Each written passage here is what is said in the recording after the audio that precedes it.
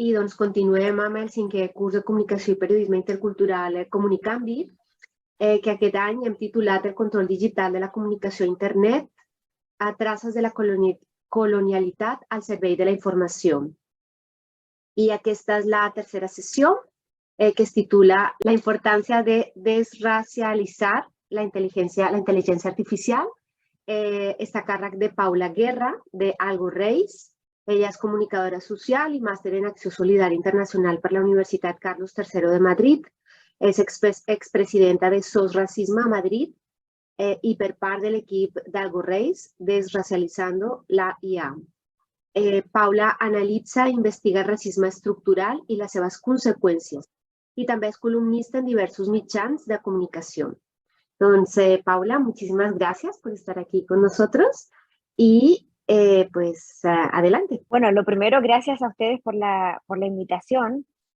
La verdad es que el tema del uso de algoritmos y de tecnologías de inteligencia artificial es algo que se va a empezar a hablar mucho en el futuro, por lo tanto yo creo que es un tema en el que hay que empezar a ahondar. Muchas gracias también a las personas que han asistido, bueno, a las personas que verán luego este video, agradecerles también porque lo vayan a mirar.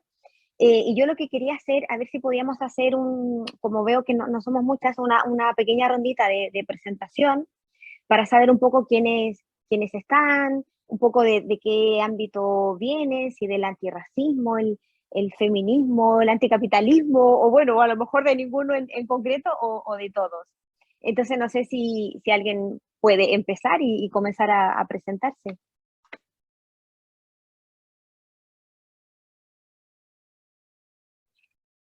Buenos días a todas, mi nombre es Fátima Sánchez.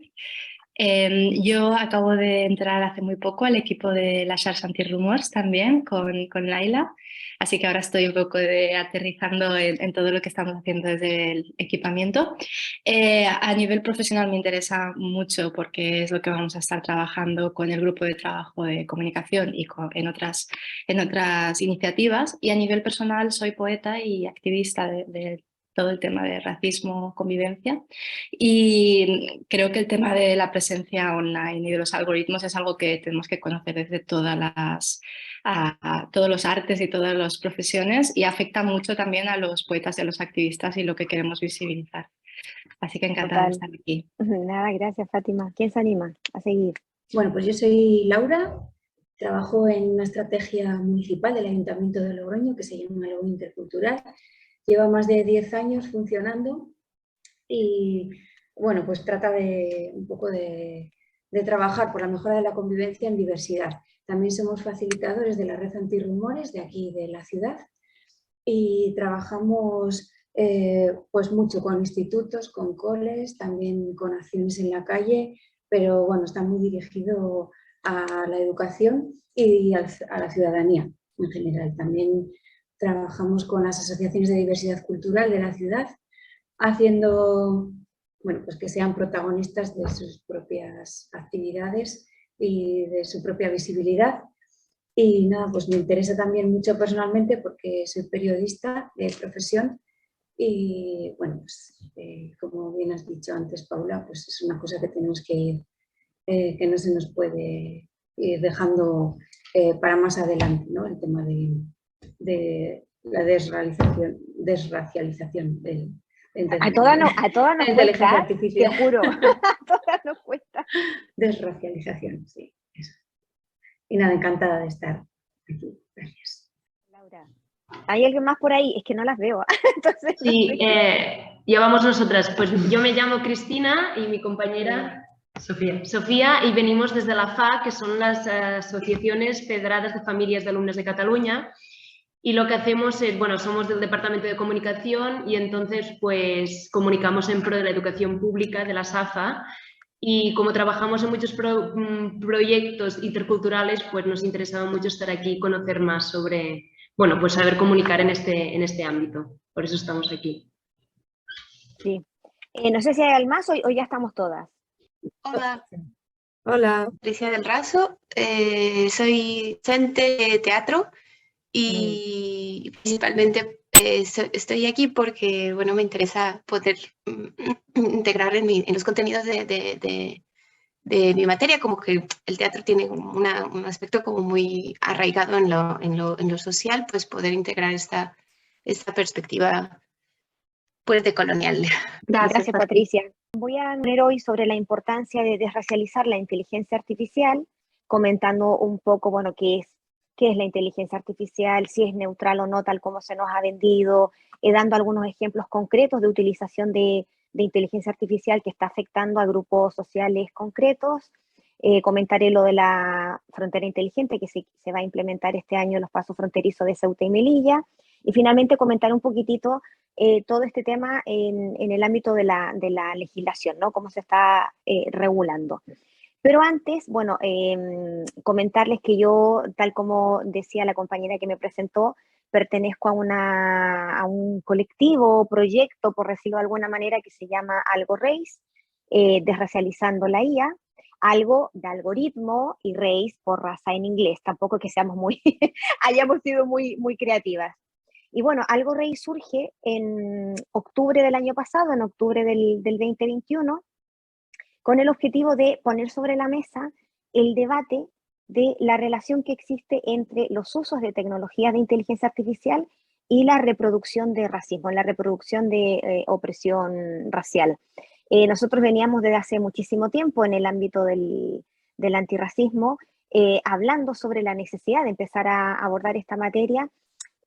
Contábamos con información de que en distintos países de la Unión Europea, bueno, del mundo en general, de la Unión Europea y también del Estado español, se estaban usando algunas tecnologías de inteligencia artificial en algunos ámbitos sensibles y veíamos esa necesidad, ¿no? De empezar a preguntarnos, a ver, aquí está habiendo utilización de IA para determinar derechos, cuestiones que tienen que ver con derechos de las personas, cómo nos está afectando a las comunidades racializadas. Entonces veníamos dándole vuelta a esto, veníamos de hace mucho tiempo hablando sobre esta materia, hasta que, bueno, decidimos unirnos en este proyecto, que es un proyecto compuesto por un equipo multidisciplinar.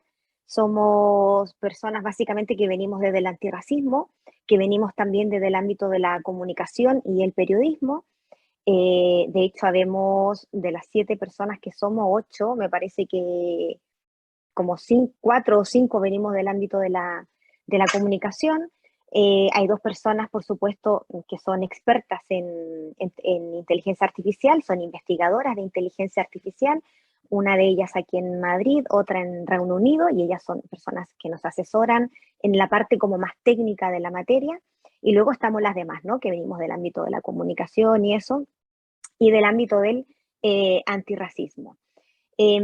Ahora vamos a presentar un informe el 26 de noviembre en Madrid, el 30 de noviembre lo presentamos en Barcelona, en el CCCB de Barcelona, en el Raval, que es un informe que se llama Una introducción a la inteligencia artificial y la discriminación algorítmica para movimientos sociales. Yo las dejo invitadas a ver si se pueden pasar, porque es un informe muy práctico que permite conocer de qué manera la inteligencia artificial está afectando a algunos grupos sociales específicos, ¿no? Como mujeres y personas racializadas. Bueno, dicho esto, comienzo con mi presentación, que le he puesto el nombre de la importancia de desracializar la inteligencia artificial. Cualquier persona que quiera en algún minuto interrumpirme lo puede hacer sin ningún problema. La idea es que esto sea un diálogo, que podamos hablarnos con tranquilidad. A ver, un segundo, que estoy buscando la presentación, que justo en este preciso momento no la encuentro. Lo primero que yo quería preguntar, y me gustaría que fuera como una especie como de charla, como si estuviéramos de forma presencial, es si alguien sabe, o sea, tiene alguna idea de lo que vendría siendo la inteligencia artificial.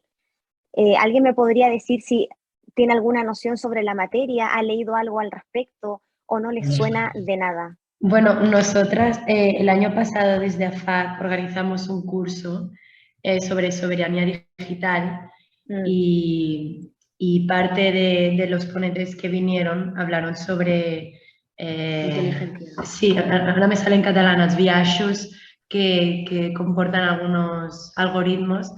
Y después buscamos mucha información y nos salió la Cathy O'Neill, nos salió a muchas de estas mujeres que hablan sobre este racismo dentro de los algoritmos, porque al final el algoritmo lo crea una persona que tiene... Sesgos, ¿no? Los sesgos. Eso, muchas gracias. Eso.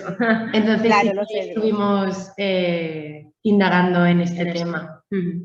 Bueno, la verdad es que cuando uno se empieza como a adentrar en esta materia, la verdad es que se abre como todo un mundo de análisis, porque no solemos pensar que la inteligencia artificial puede tener algún tipo de sesgo, porque lo que se nos ha vendido siempre, bueno, históricamente desde que surge esta tecnología es que la IA es neutral, ¿no? Porque como se trata de un conjunto de operaciones matemáticas que se instalan en un ordenador con el objetivo de reproducir los procesos cognitivos de la mente humana, ¿no? O sea, elegir, tomar decisiones, etcétera. Y como se hacen en base a operaciones matemáticas sin intervención humana, pues es una tecnología objetiva que produce resultados neutrales. Eso es lo que se nos ha dicho desde el surgimiento de esta tecnología y es lo que nosotras cuestionamos.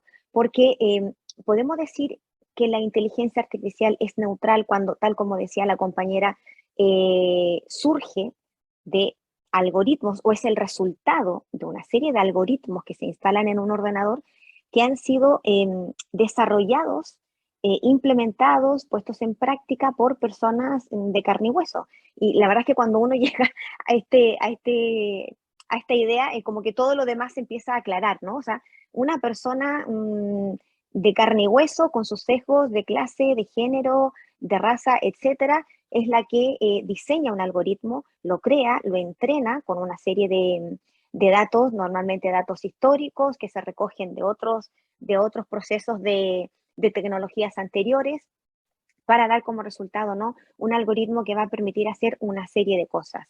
La inteligencia artificial no es solamente las aplicaciones móviles que nos recomiendan música de acuerdo a nuestros intereses o que nos meten publicidad de acuerdo a páginas que ya hemos visto anteriormente, ni es tan solo el coche que aparca solo, es decir, por supuesto que hay tecnologías de inteligencia artificial que son beneficiosas para nuestro día a día, ¿no? Que son prácticas, nos ayudan en el quehacer diario, nos ayudan a aparcar el coche, nos ayudan a tener un teléfono móvil inteligente, nos facilita el día a día. El problema es que desde hace bastante tiempo ya, lo que pasa es que de una forma muy silenciosa, se está ocupando tecnologías de inteligencia artificial para decidir cuestiones que tienen que ver con derechos de las personas.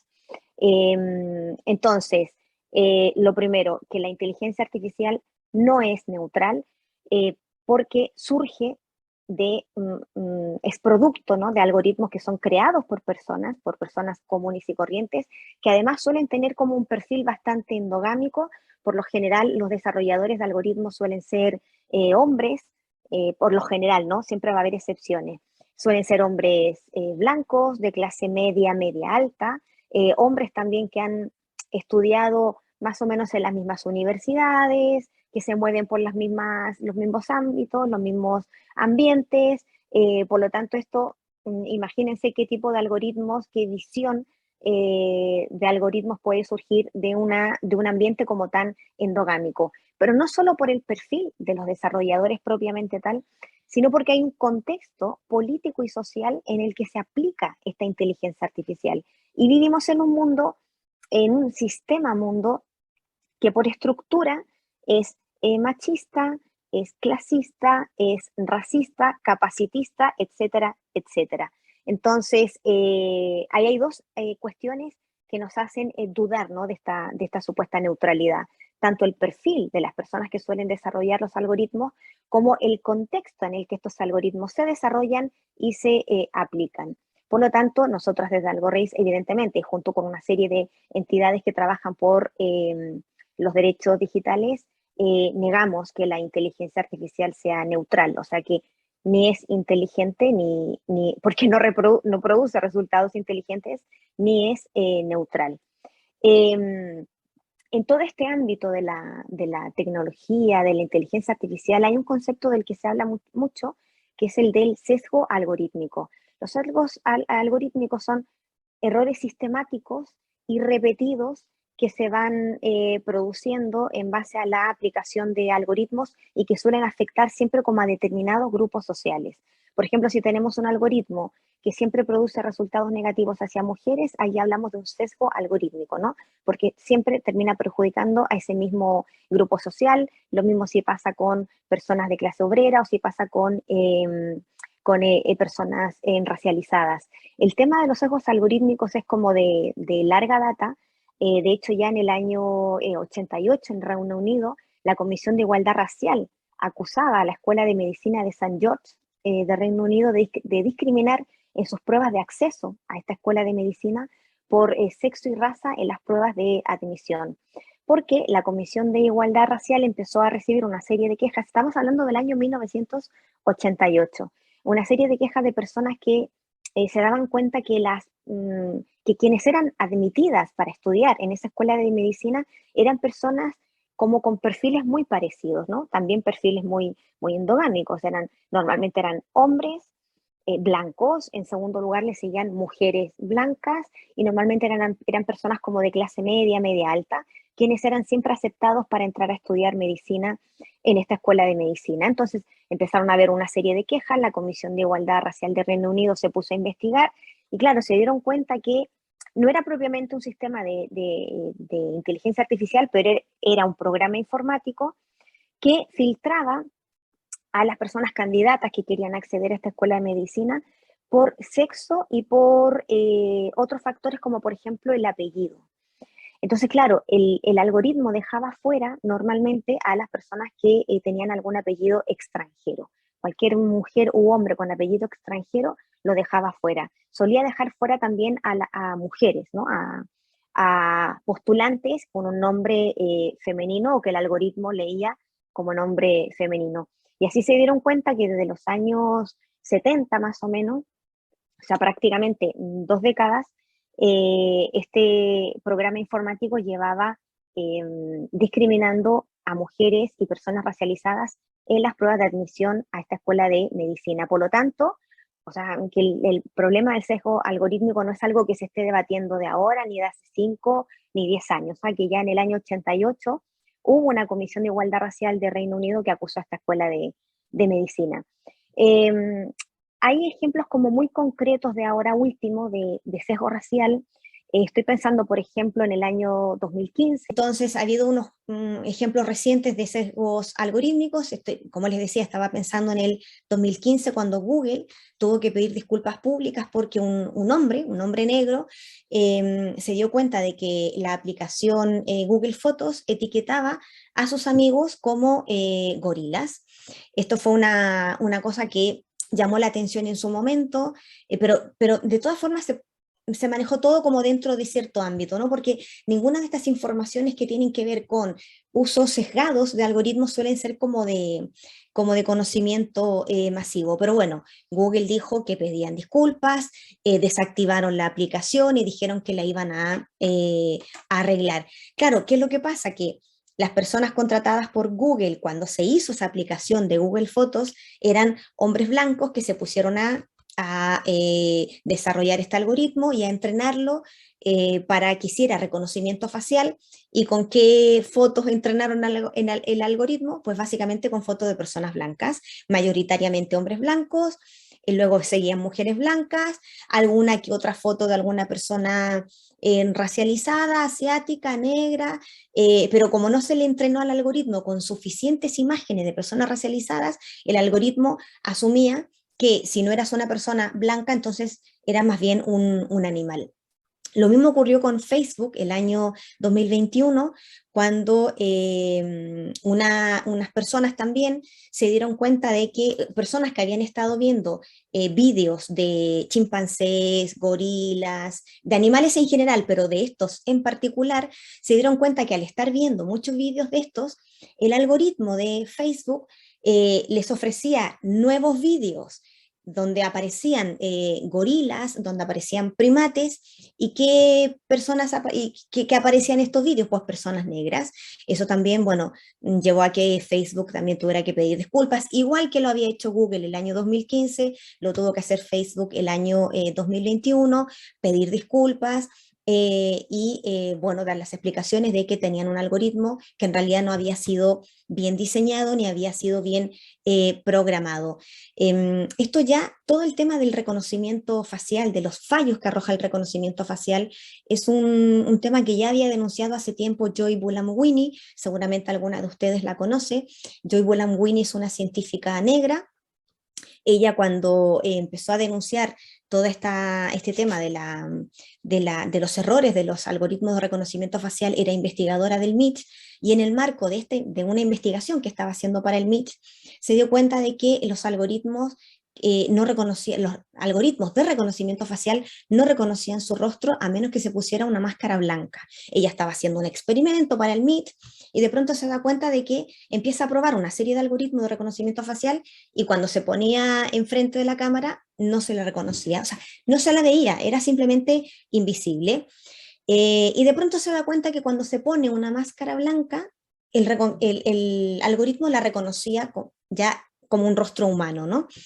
O sea, imagínense, estamos pensando de una cara con todas las características, pliegos, facciones, características personales de un rostro que el algoritmo no veía, y sin embargo sí veía una simple máscara blanca que no tenía más que ojos, nariz y boca, y todo lo demás era una superficie lisa, sin relieve, sin ningún tipo de detalle, y sin embargo el algoritmo eso sí lo reconocía. ¿Por qué? Porque estaba entrenado también con determinados tipos de rostros que hacía que no reconociera otro rostro.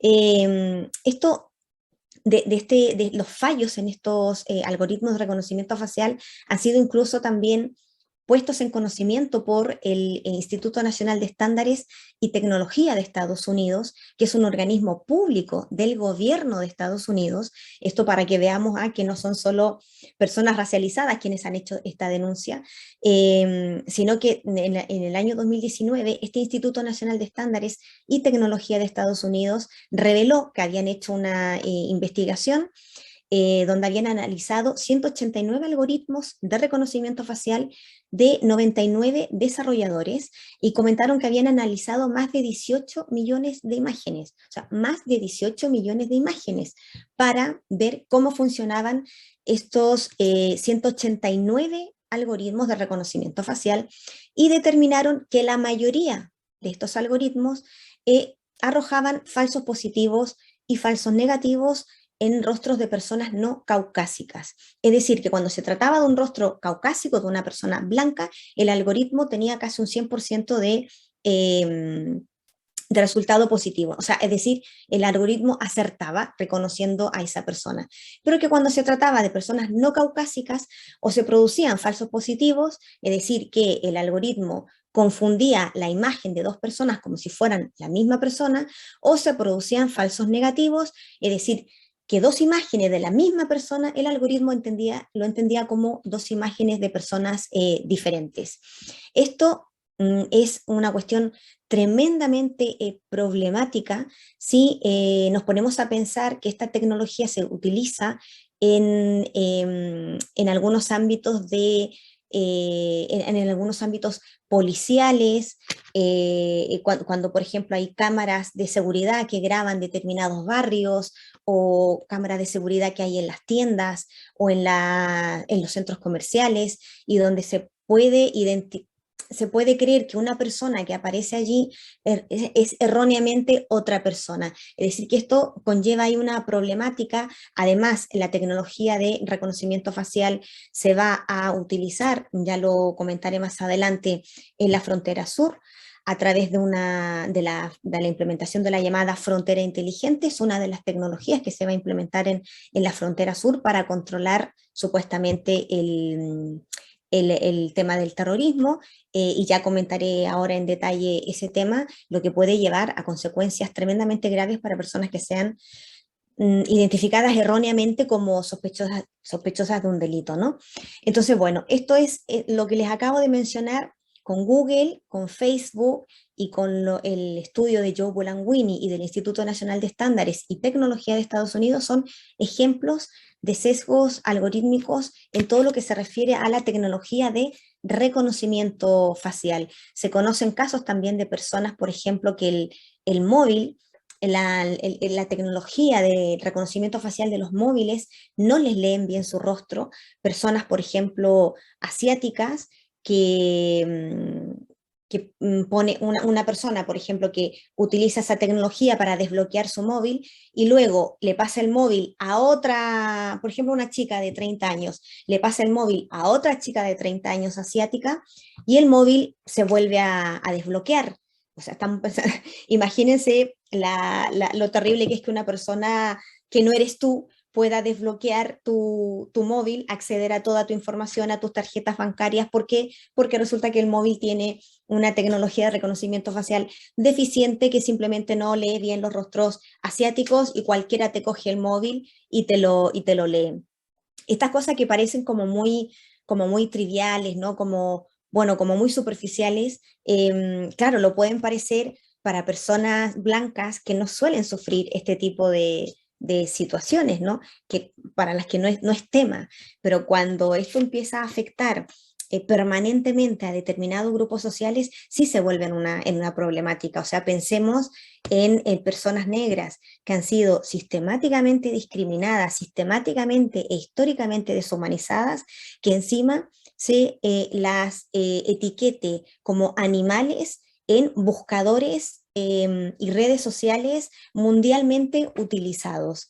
O sea, es reproducir racismo estructural. No es algo anecdótico que para la comunidad negra la aplicación Google Fotos les etiquete como gorilas, les etiquete como chimpancés. No es algo anecdótico ni trivial, ni bueno, es que es una tontería y lo vamos a pasar por alto.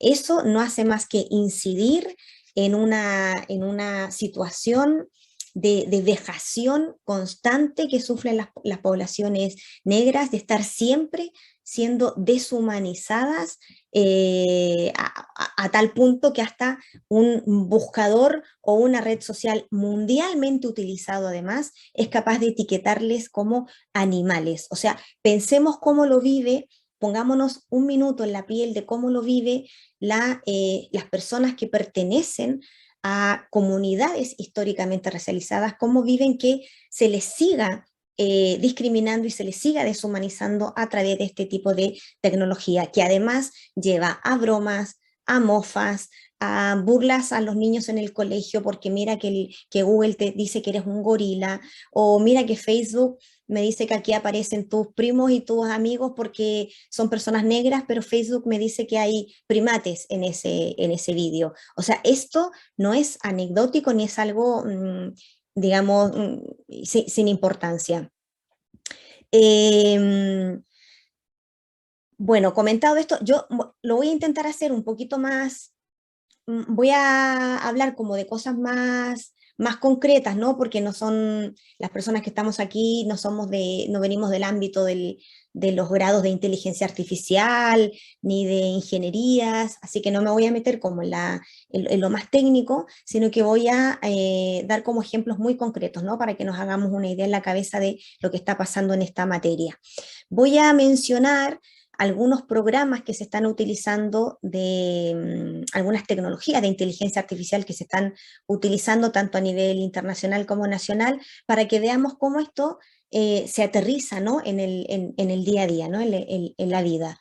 A ver, por ejemplo, desde el 2018 en el Estado español, desde el 2018 hay un algoritmo que utiliza la Policía Nacional que se llama Veripol, que se utiliza en todas las comisarías de todo el Estado español para determinar la veracidad de las denuncias que se interponen por robo o hurto. Entonces, cualquiera de nosotras, de las que está aquí, cualquiera, si un día se acerca a una comisaría a denunciar o un robo o un hurto, va a ver su denuncia filtrada por este algoritmo que se llama Veripol, que va a determinar si la denuncia que yo estoy poniendo o acabo de poner es verdadera o es falsa. Como les digo, esto se está utilizando en todas las comisarías del Estado español desde el 2018, y la idea, dicen los creadores, que son ex policías junto con unos investigadores de una universidad, es ahorrarle tiempo a los policías, ¿no? Y agilizar el trabajo. Bueno, el problema con Veripol es que utiliza un algoritmo que se entrenó con 1122 denuncias que fueron clasificadas para entrenar el algoritmo. Una persona, un policía, clasificó estas 1122 denuncias como verdaderas o falsas. Las investigó, las analizó los expedientes de cada una de estas 1122 denuncias y dijo, en base a mi experiencia, esto está dicho así por los propios creadores del algoritmo, y dijo este policía, bueno, en base a mi experiencia, que yo tengo una larga experiencia en interrogatorios y en transcripción de denuncias, yo he podido determinar que de estas 1122 denuncias, tantas corresponden a denuncias falsas, 500 y tantas, y estas otras pertenecen a denuncias verdaderas, 500 y tantas. Entonces, se toma este análisis que hizo este policía y se crea este algoritmo en base al análisis previo de esas denuncias, ¿no? Y en base a ese algoritmo se empieza a determinar qué denuncias son falsas o verdaderas en las denuncias que ponen las personas. El problema es que tenemos allí una sola persona que entrenó el algoritmo diciendo, mira, toma como ejemplo estas 500 denuncias falsas, que yo te estoy diciendo que son falsas, para determinar qué denuncias van a ser falsas al futuro, y toma como ejemplo estas otras 500 y algo denuncias verdaderas, que yo, una sola persona, estoy definiendo que son verdaderas, para determinar en el futuro qué denuncias van a ser tachadas como verdaderas. O sea, pensemos la locura de esta situación, es decir, que no tiene ningún tipo de credibilidad un algoritmo que va a determinar si la denuncia que yo pongo como Paula Guerra en una comisaría es verdadera o falsa, porque hubo un policía que, por mucha experiencia que tenga, no deja de ser un policía que ha determinado qué es una denuncia falsa y qué es una denuncia verdadera en base, ¿no?, lo que dice él, a su experiencia. Eso por un lado, ¿no?, que un algoritmo no se puede entrenar de esa manera. Un algoritmo tiene que tener procesos de verificación múltiples, es decir, 2 o 3 personas, pero 2 como mínimo tienen que hacer el análisis, porque si no hay un solo policía diciendo, mira, estas denuncias para mi entender van a ser verdaderas y estas van a ser falsas. Por lo tanto, este algoritmo en realidad no predice qué denuncias son verdaderas o falsas. Lo que predice es lo que ese policía en concreto determinó qué es una denuncia falsa y qué es una denuncia verdadera. Entonces, ese es el primer problema de este algoritmo Veripol. El segundo problema es que este algoritmo no toma en cuenta los aspectos, bueno, este algoritmo no, esa persona que entrenó el algoritmo no tomó en cuenta los aspectos socioculturales del lenguaje y, por ejemplo, dice que si se utilizan determinadas palabras, esa denuncia automáticamente corresponde a una denuncia falsa. Y, por ejemplo, se incluyen palabras, en este momento la que recuerdo es la palabra navaja, para que sepan que si alguna de nosotras va a una comisaría y dice, bueno, y la persona sacó una navaja, automáticamente esa denuncia va a ser tachada como falsa, por lo tanto no se va a investigar porque se utilizó esa palabra, ¿no? O sea, ¿y qué pasa con las personas no nativas que no hablan el español de los españoles, o las personas latinoamericanas que hablamos un castellano diferente, que para quienes a lo mejor la palabra navaja es de lo más normal y natural del mundo? ¿Qué pasa con nosotras? Que por utilizar determinadas palabras se va a tachar nuestra denuncia como falsa. Y el problema de estas cosas es que se venden como la panacea, como la maravilla, y el problema también es que las personas no lo solemos creer, ¿no? A mí me dicen, no, mira, es que tu denuncia va a ser filtrada por un algoritmo, y yo creo que eso ya es una cosa hiperinteligente, que bueno, por algo es un algoritmo, y por algo determinó, a lo mejor igual es que el error fue mío, al que no me supe expresar, no me supe explicar, y en realidad el problema es que hubo un sujeto de carne y hueso que estuvo allí decidiendo qué parámetros se iban a utilizar. Hay otro algoritmo que se utiliza en la mayoría del Estado español, excepto en Cataluña y en el País Vasco, que es el algoritmo Biogen, que es el registro central para la protección de las víctimas de violencia doméstica. Se utiliza en las comisarías también, con todas las mujeres que se acercan a interponer una denuncia por violencia machista. Y esto ya, claro, a diferencia del algoritmo Veripol, esto ya aquí entramos en materia más complicada, ¿no? Porque estamos hablando de mujeres que están siendo víctimas de violencia machista, que pueden ser no tomadas en serio porque el algoritmo que se le aplicó a su denuncia no la considera como una víctima real, ¿no? Biogen se utiliza desde hace tiempo ya, pero desde el 2019 en concreto incluye predicciones sobre el riesgo de incidencia de ese supuesto maltratador, ¿no? Y el riesgo de que los hechos denunciados por la mujer puedan terminar en un feminicidio. Esto se hace desde el 2019. Sobre este algoritmo hay muchísima crítica. Se ha analizado bastante. De hecho hay un estudio realizado por la Fundación Éticas, quien hizo una auditoría externa de este algoritmo. No contó con la ayuda del Estado para realizar esta auditoría. Tuvieron que basarse en un trabajo de campo que realizaron con mujeres que a las que se le había aplicado este algoritmo, quienes revelaron los tipos de preguntas que le hacían, porque Biogen no es otra cosa que un cuestionario que se le aplica a las mujeres que acuden a una comisaría a poner una denuncia por violencia machista. Este cuestionario actualmente está compuesto por unas 64 más o menos preguntas, y en la auditoría externa que hizo la Fundación Ética sobre este algoritmo, las mujeres que participaron en esa auditoría dijeron que este cuestionario que se les aplica subestima la violencia verbal y la violencia psicológica, y da extremada importancia a la violencia física. A ver, por supuesto que hay que darle importancia a la violencia física, ¿no? Pero las propias mujeres a las que se les aplicó este cuestionario cuando llegaban a una comisaría echaban en falta que se pusiera más atención a la violencia psicológica que ellas estaban denunciando, a la violencia verbal que ellas estaban utilizando.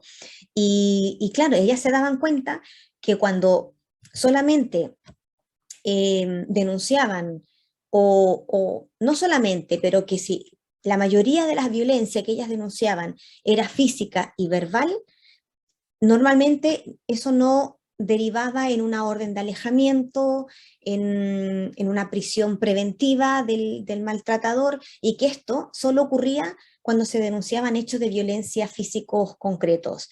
Eso cualquier persona, cualquier psicóloga, cualquier trabajador social o abogado o abogada que trabaja con mujeres víctimas de violencia machista sabrá de sobra que la violencia física que luego termina en ataques brutales o incluso en el asesinato de las mujeres comienza en una primera instancia con violencia verbal y con violencia psicológica.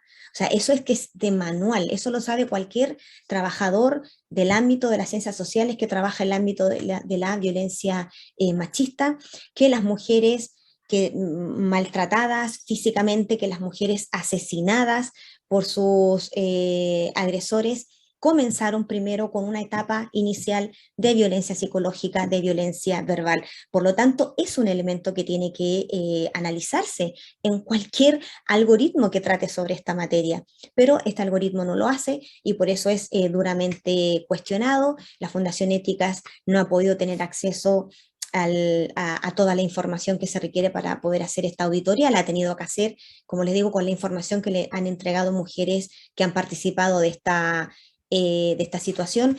En el País Vasco hay un algoritmo que se utiliza, que es el EPV-R, bueno, R porque es revisado, que es una escala de predicción de riesgo de la violencia contra la pareja, y que también es una encuesta, es igual, es como Biogen también, es un cuestionario, una encuesta que se le aplica a las mujeres que denuncian violencia machista y que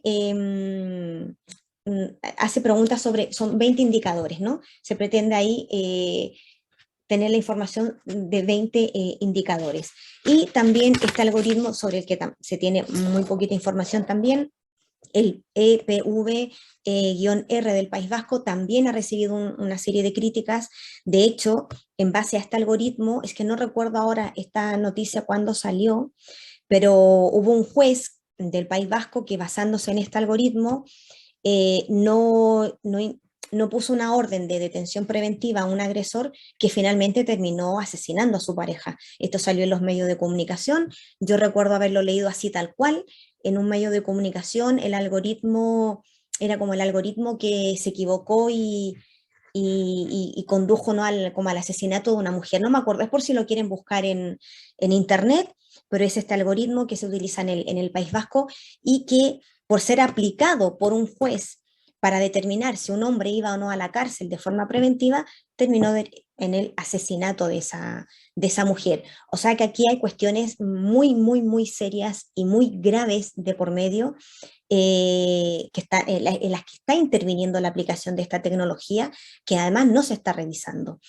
Hay también, por ponerles más ejemplos a nivel del Estado español, en Cataluña se utiliza desde hace tiempo ya también el algoritmo Riscambi, no sé si lo han escuchado mencionar. Riscambi es un algoritmo que se utiliza desde el año 2009 en Cataluña, se utiliza en las comisarías, perdón, en el sistema penitenciario y en el sistema judicial de Cataluña, y se utiliza para evaluar el nivel el riesgo de reincidencia de las personas detenidas en las cárceles, para saber si se les concede o no la libertad condicional.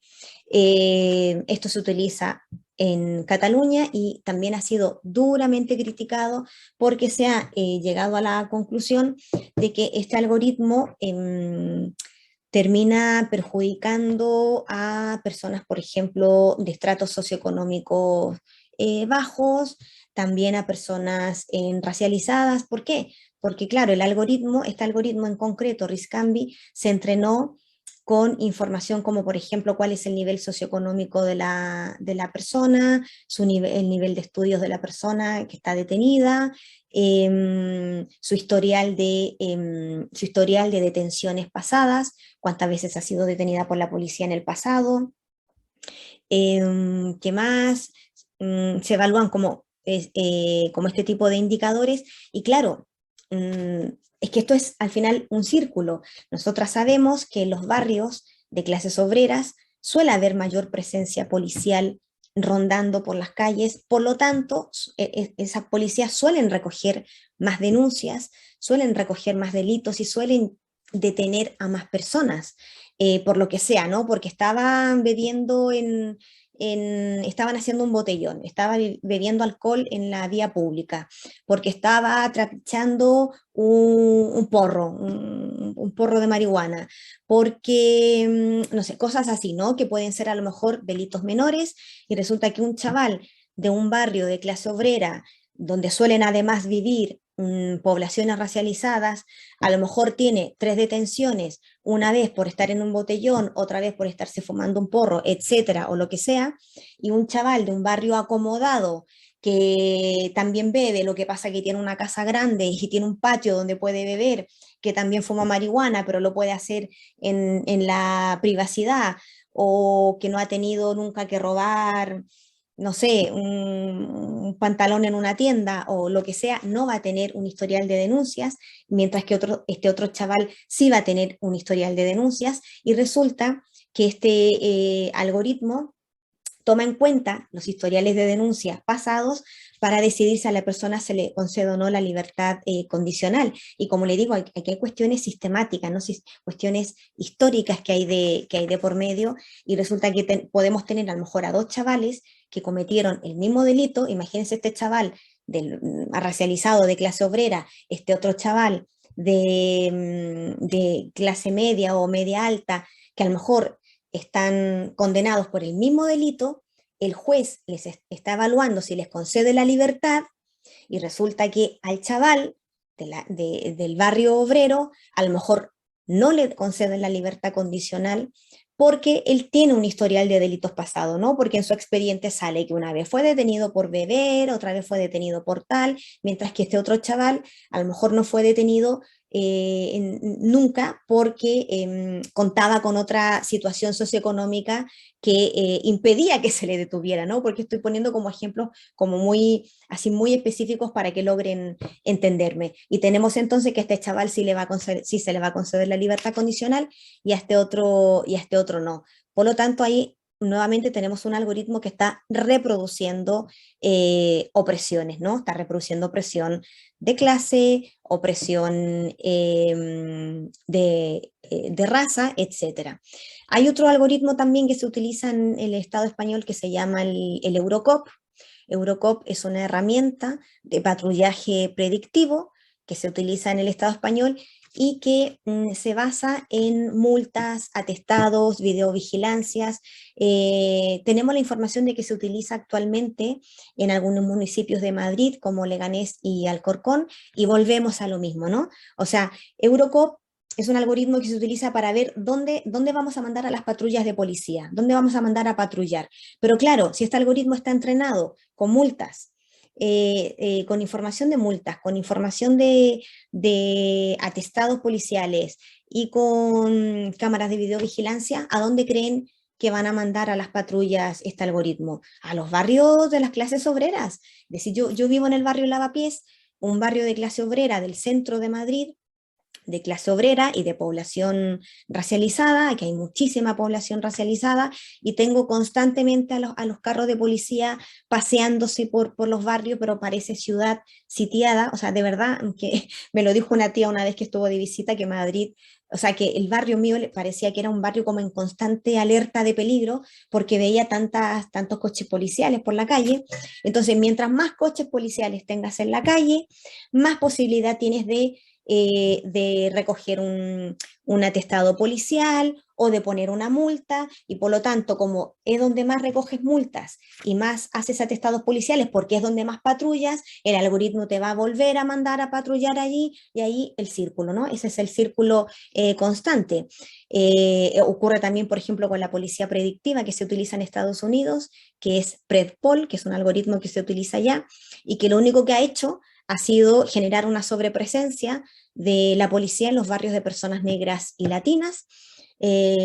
Claro, si tuviéramos nosotros algoritmos desarrollados por personas con una visión social, con una visión antirracista, de género, y no de clase, a lo mejor igual tendríamos un algoritmo que estaría tratando de encontrar a delincuentes de cuello blanco, ¿no? A personas que cometen delitos de fraude fiscal, de evasión de impuestos, de blanqueo de capitales, de tráfico de influencias, y claro, un algoritmo que analiza este tipo de delitos, ¿a qué barrios iría? O sea, no vendría precisamente al barrio Lavapiés, a mi barrio no vendría, porque dudo que aquí alguien pueda hacer blanqueo de capitales. Si tuviéramos un algoritmo de ese tipo, creado con una visión antirracista, feminista y anticapitalista, lo que tendríamos serían patrullas de la policía en barrios acomodados buscando a estos delincuentes de cuello blanco. Lo que pasa que no tenemos un algoritmo así porque no tenemos algoritmos desarrollados con esa visión. Tenemos algoritmos desarrollados con una visión racista, con una visión clasista, y por eso tenemos a los policías en los barrios de personas pobres.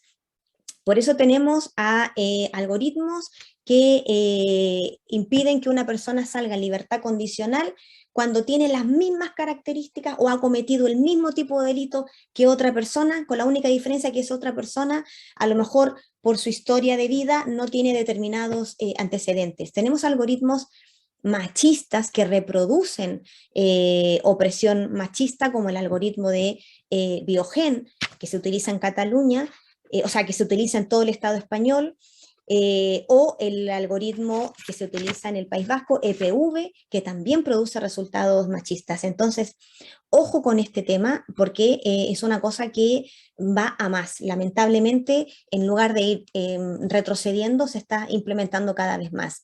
En todo este marco, ¿no?, de desarrollo e implementación de algoritmos que están produciendo este tipo de opresiones, se nos anuncia que el Estado nos anuncia que este año va a implementar en Ceuta y Melilla la llamada frontera inteligente.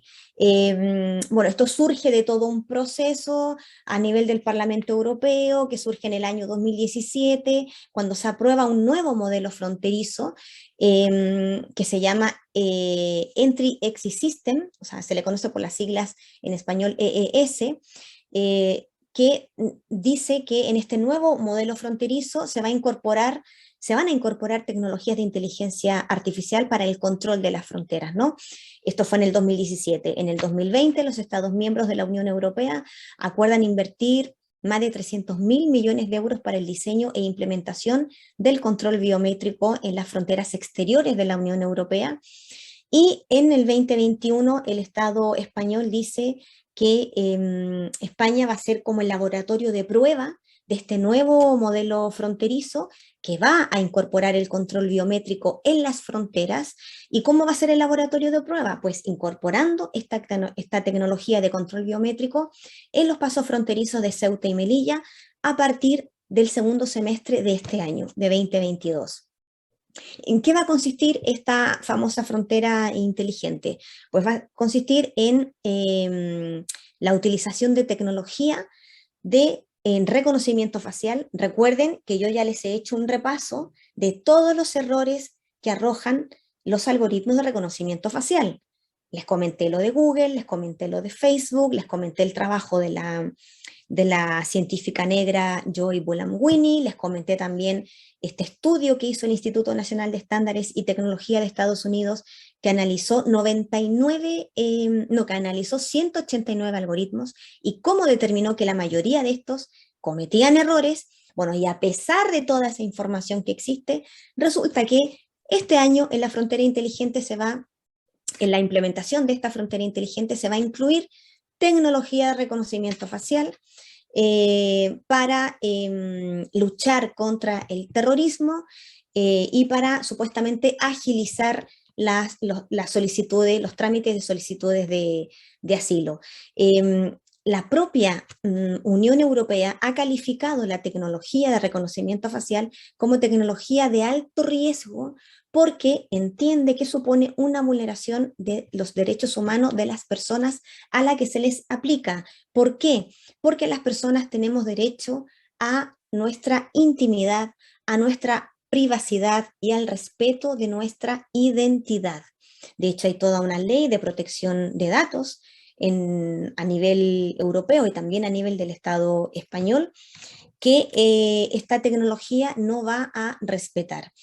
Entonces, en la frontera inteligente se va a aplicar esta tecnología de reconocimiento facial, se va a tomar una fotografía de la persona con toda su información biométrica, se van a tomar también 4 huellas digitales de todas las personas que entren por Ceuta y Melilla, y esto va a ir a parar a una base de datos que no sabemos tampoco a quién va a tener acceso a ella.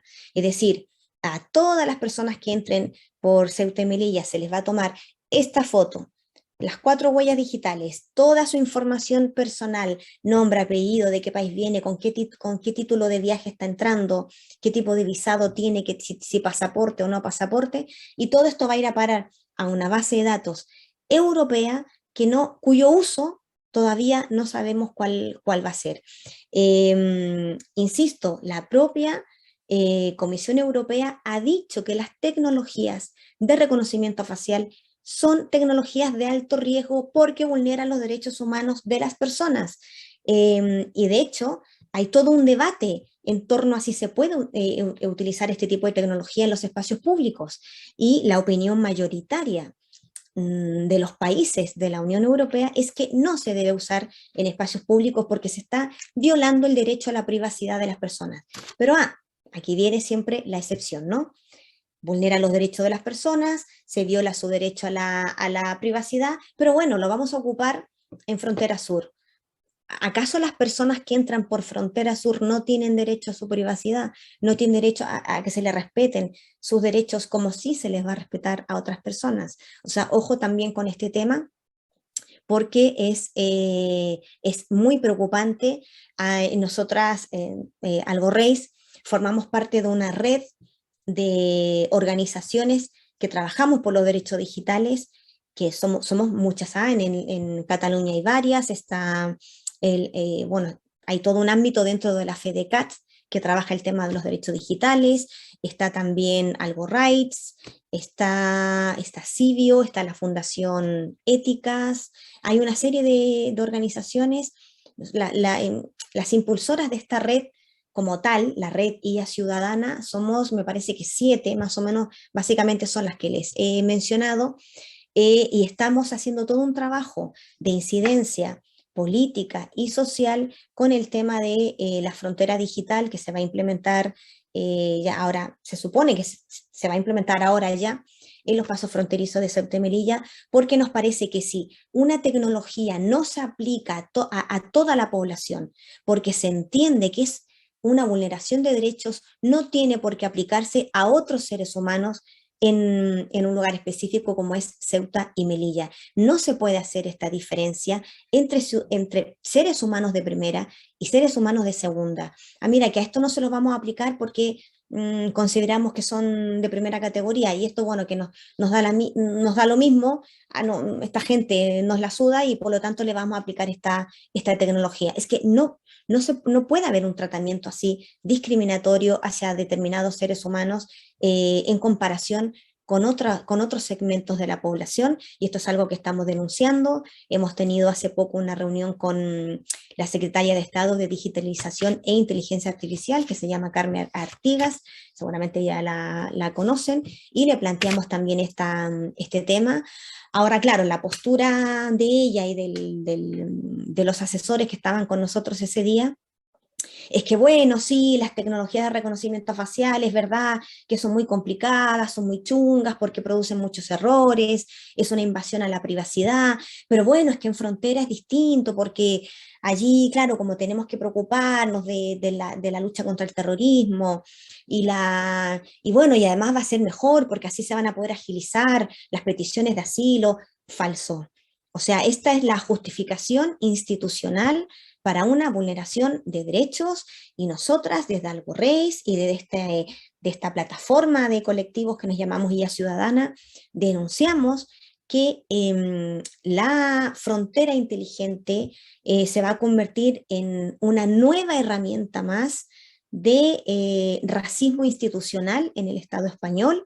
En España existe un dispositivo racista de Estado que está compuesto por una serie de herramientas. Está, por ejemplo, la ley de extranjería, que es una herramienta de racismo institucional. Está la existencia de los centros de internamiento para extranjeros, que es una herramienta de racismo institucional. Están, por ejemplo, las paradas racistas que sufrimos las personas racializadas, que es otra herramienta de racismo institucional, y todas estas herramientas de racismo institucional que conforman un dispositivo racista de Estado, a todas ellas se va a añadir una nueva herramienta que es la frontera inteligente en los pasos fronterizos de Ceuta y Melilla. Es decir, que en lugar de disminuir el racismo institucional a nivel del Estado español, este se va a ampliar sus límites y sus horizontes, esta vez mediante la implementación de una tecnología de inteligencia artificial. Y eso a mí me gustaría que quedara muy claro en esta exposición. Luego me pueden hacer alguna pregunta, podemos debatir, si quieren introducir matices, lo que sea, pero esto es muy importante que quede muy claro que se está ampliando el racismo institucional, se está ampliando este dispositivo racista de Estado que existe en España mediante la aplicación de esta tecnología ahora este año. Se supone que ahora ya, antes de que termine el año, debería ya empezar a implementarse la frontera inteligente en Ceuta y Melilla. Por lo tanto, habiendo dicho todo esto, ¿no? De que tenemos aplicaciones, primero, desarrollo y segundo, aplicación de tecnologías de inteligencia artificial que están regulando derechos de las personas, como por ejemplo, que se envíe a la cárcel a mi maltratador, o por ejemplo, poder acceder a una libertad condicional, o por ejemplo, conseguir una orden de alejamiento del hombre que me maltrata verbal y psicológicamente. O sea, cuestiones de este tipo de derechos, estamos viendo que este tipo de cosas la están decidiendo actualmente algoritmos. Y eso es lo que nosotras cuestionamos.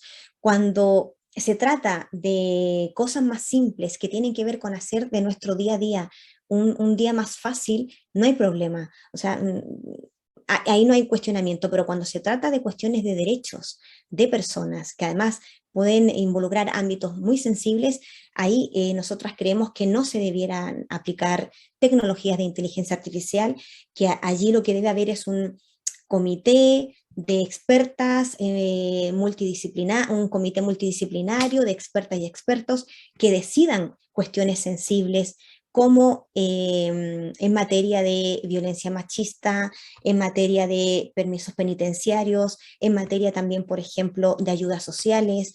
Yo no sé si ustedes saben que muchas personas que quisieron postular al ingreso mínimo vital durante la pandemia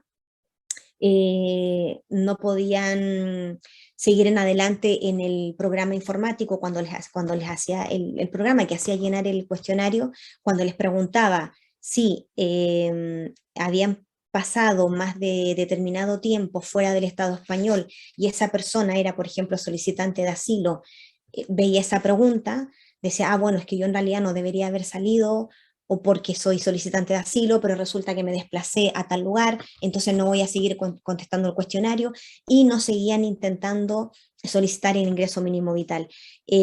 Todas sabemos, bueno, las personas que trabajamos en el ámbito del asilo y el refugio, sabemos que esa imposibilidad de salir del país tiene excepciones, es decir, que una persona puede salir del territorio de forma excepcional, sin que eso implique que deje de ser un solicitante de asilo, ¿no? Y por lo tanto esa persona tenía derecho a solicitar el ingreso mínimo vital.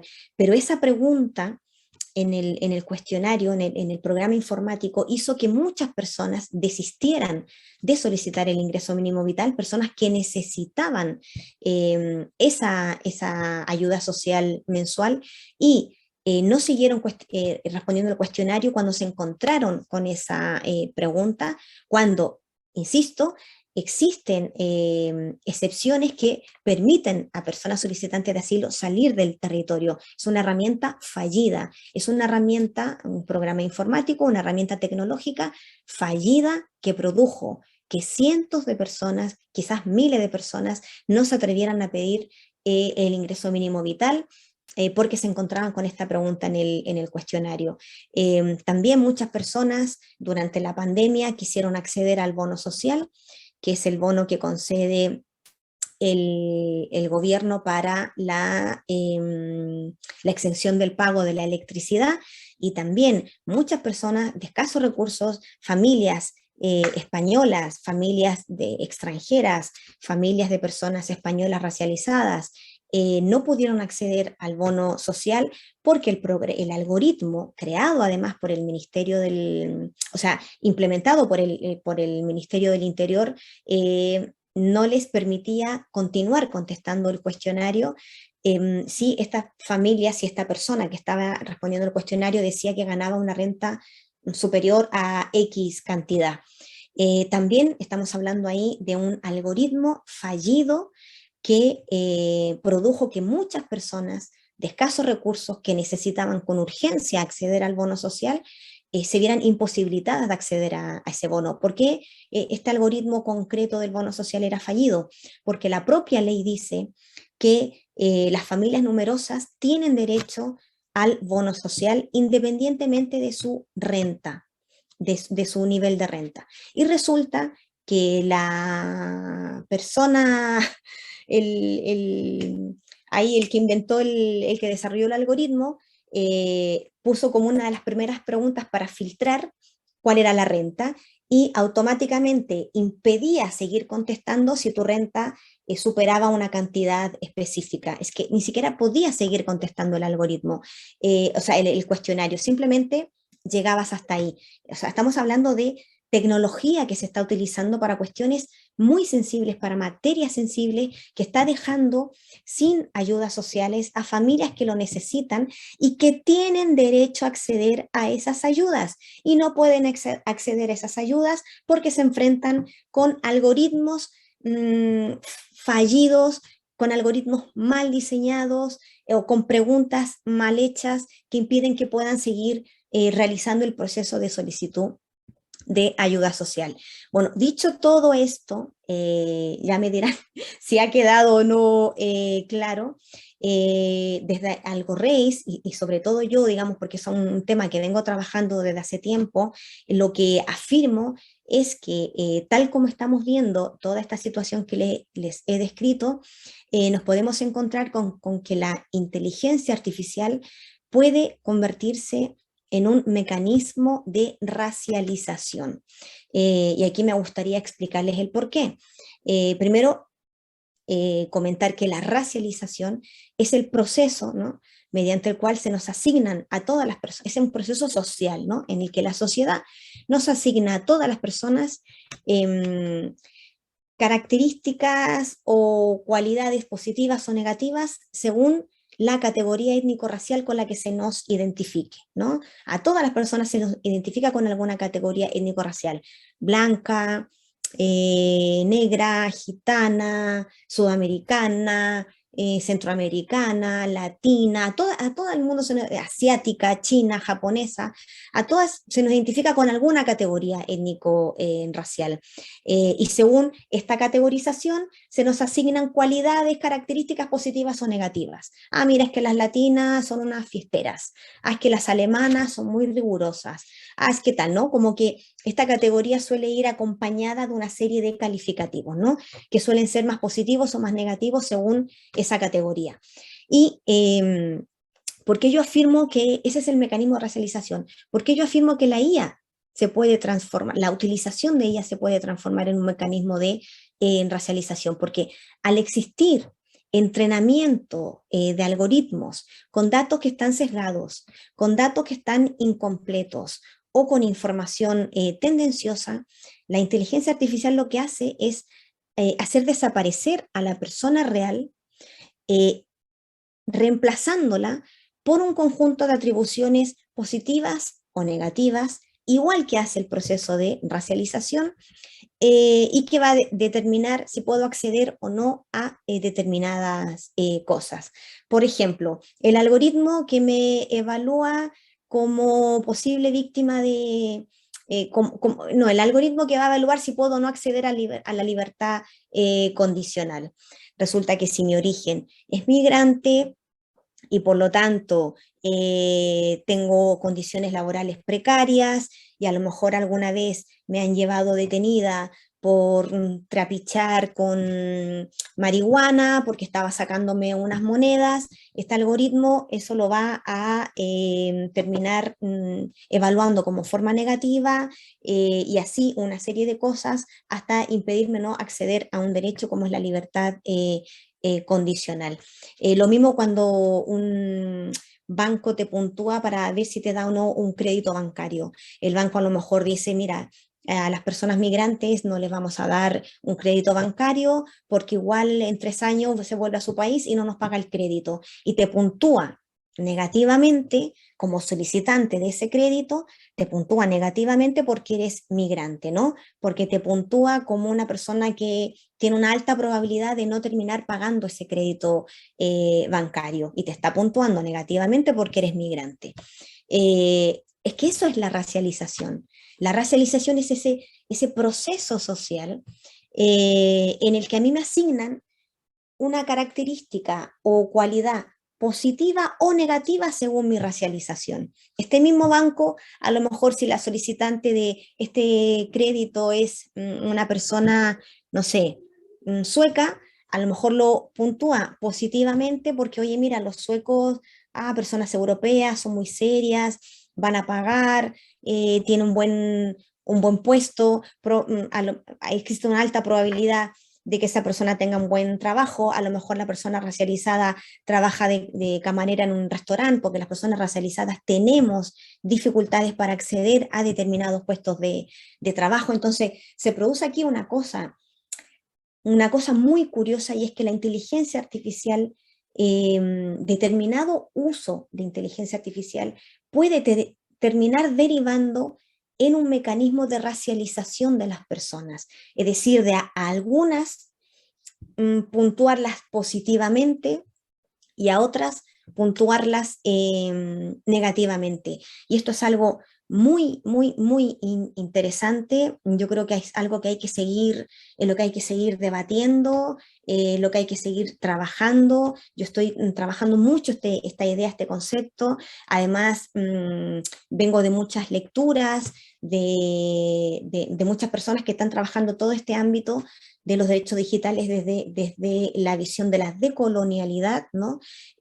Por ejemplo, hay ya muchas investigadoras de inteligencia artificial que dicen que la inteligencia artificial no es una tecnología, sino que es una ideología. Esto para que veamos ya el tipo de análisis que se está realizando. Son muchas investigadoras de América Latina, de Estados Unidos, que ya están hablando así, de que la inteligencia artificial no es una tecnología, sino que una ideología. Hay también un científico peruano muy bueno que trabaja todo este tema de los sesgos algorítmicos, y se llama Omar Flores, que dice que todo algoritmo representa en sí mismo un punto de vista, es un punto de vista ideológico de la persona, primero que envió a desarrollar este algoritmo, y luego de la persona que lo desarrolló, que lo entrenó. Entonces a mí me gustaría que nos quedáramos como con esto en la cabeza, ¿no? De que la inteligencia artificial no es una tecnología objetiva, ni reproduce resultados neutrales, que hay todo un campo de análisis que está hablando de que la inteligencia artificial en realidad es una ideología y que está produciendo que los mismos grupos privilegiados de siempre sigan siendo privilegiados, y que los mismos grupos sociales y demográficos oprimidos de siempre continúen siendo oprimidos, porque cuando pensamos en inteligencia artificial no tenemos que pensar en aplicaciones móviles que me indican cómo llegar a una calle, ni al coche que aparca solo. Cuando pensamos en inteligencia artificial desde este punto de vista social, tenemos que pensar en toda aquella tecnología que se está utilizando para determinar derechos de personas, para regular derechos de personas. Y cuando nos metemos en el análisis desde este punto de vista, nos encontramos con que se están produciendo vulneraciones de derechos mediante la utilización de algoritmos, y eso a mí me gustaría que quedara muy claro. Ya como para ir finalizando, comentarles un poco el tema de cómo se está regulando todo este tema de la inteligencia artificial a nivel europeo y del Estado español. Bueno, desde hace tiempo ya que se viene debatiendo a nivel europeo la ley de inteligencia artificial, es una cosa que se viene discutiendo desde hace unos años. De pronto, justamente por lo que les estoy comentando, hubo países que, bueno, empezaron a dar algunas alertas, algunas alarmas de que se estaba produciendo una cosa como muy complicada, que los algoritmos se están utilizando sin ningún tipo de control. A día de hoy, de hecho, en el mismo Estado español, cualquier empresa privada o cualquier administración pública puede comenzar a implementar un algoritmo para determinar si unas personas acceden o no a una entrevista de trabajo, o si unas chicas y chicos acceden o no a una beca, y no le tienen que informar a nadie que están utilizando ese algoritmo, no tienen obligación de comentar qué parámetros está evaluando ese algoritmo, ni tienen la obligación de revisar el algoritmo para ver si está produciendo resultados injustos. A día de hoy hay una absoluta opacidad, ni siquiera tenemos claro a nivel de Europa y a nivel del Estado español cuántas administraciones públicas están utilizando algoritmos, cuántas empresas están utilizando algoritmos. No tenemos esa información, ni tenemos cómo poder acceder a ella porque no hay ningún tipo de obligación al respecto. Entonces, como está este ámbito de libre albedrío donde cualquiera puede empezar a utilizar el algoritmo que le dé la gana, incluso una entidad pública para decidir las becas que se van a entregar, es que algunos países empezaron a levantar algunas alarmas y a decir, oye, mira, esto hay que empezar a regularlo. Así es como se empezó a debatir toda una ley de inteligencia artificial. Se aprobó la idea por la Comisión Europea, la idea de legislar, y a día de hoy se está terminando de revisar el reglamento europeo de inteligencia artificial, que se tiene previsto que se apruebe ya el próximo año. Esta ley europea de inteligencia artificial asigna una serie de riesgos a los algoritmos. Dice que hay algunos algoritmos de alto riesgo para la ciudadanía, dice que hay algoritmos de mediano riesgo para la ciudadanía y que hay otros algoritmos que son de muy bajo riesgo para la ciudadanía. Entonces lo que dice esta ley europea es que aquellos algoritmos de alto riesgo para la ciudadanía no debieran utilizarse, no debieran implementarse. Tal como les decía anteriormente, entre los algoritmos de alto riesgo para la ciudadanía, que la propia Comisión Europea recomienda no utilizar, están todos los algoritmos de reconocimiento facial. Y recordemos que esta tecnología se va a utilizar en la frontera sur con la llamada frontera inteligente. O sea, ojo, que lo mismo que está diciendo la Unión Europea, que es de alto riesgo que no hay que utilizar, resulta que aquí se le va a aplicar a todas las personas migrantes y racializadas que van a entrar por frontera sur. Como le digo, esto se está debatiendo a nivel europeo, se está viendo el tema de la regulación, y cuando se apruebe, esta ley va a tener que ser implementada por todos los países que pertenecen a la Unión Europea. A nivel del Estado español, bueno, en el año 2021 se aprobó la ley Rider, no sé si a alguna le suena. La ley Rider se aprobó cuando, bueno, se empezaron a organizar las trabajadoras y trabajadores que trabajan en la repartición de productos, que se dieron cuenta que a algunas personas les tocaban rutas más fáciles, a otras rutas más diferentes, y bueno, y el tema es que las empresas que les contrataban utilizaban algoritmos que penalizaban determinadas cosas, ¿no? Penalizaban algunas cosas, premiaban otras, y así teníamos que a algunos repartidores les tocaban determinadas rutas, a otros otras, y bueno, a partir del 2021 con la ley Rider, todas las empresas, todas, administraciones públicas, empresas privadas, están obligadas a informar a sus trabajadores de qué tipo de algoritmos se están utilizando para medir su rendimiento laboral. Ahora el problema, el punto ahí débil de la ley Rider es que solamente lo pueden pedir los sindicatos de empresa, ¿no? Los comités de empresa. Entonces, si hay una empresa pequeñita que tiene 5 trabajadores que no están organizados en un sindicato, estos trabajadores no pueden exigirle a la empresa que les dé a conocer el algoritmo, porque solamente están obligados a dárselos a los sindicatos.